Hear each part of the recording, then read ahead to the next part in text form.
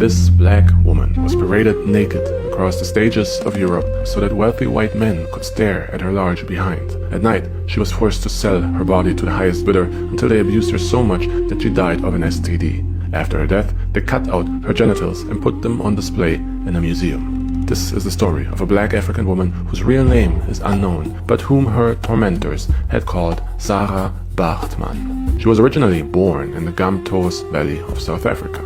In 1789, white Dutch settlers raided her home and killed her husband while capturing her alive.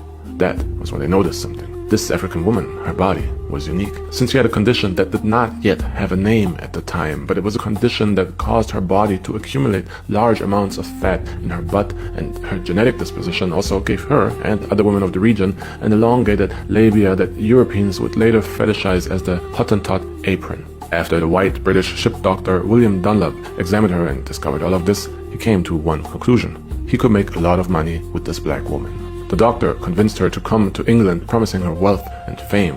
The woman believed in his lie and was pressured to sign a contract of employment that she could not even read. And then, when she arrived in London in 1810, she was given to a freak show.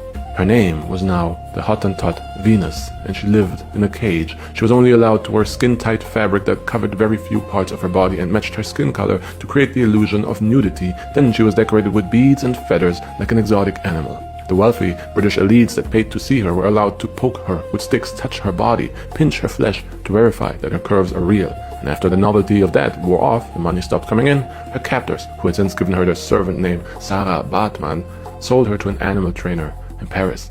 There she was forced into prostitution. Her body was sold to the highest bidder every night, while every day she drank in the shack that she was given to live in alone, drank to numb the pain. By 1815, she was sick, suffering from several STDs, and eventually succumbed under the weight of those illnesses, inflammation and alcoholism.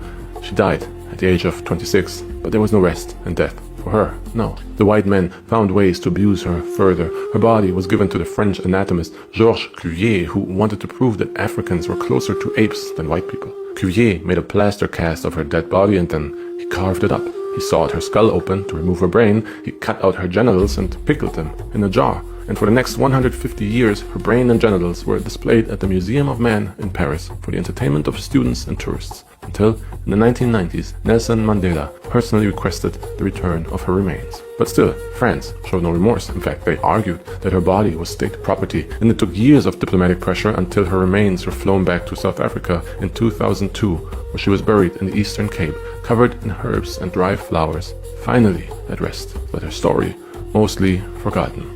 Until now, thank you for watching.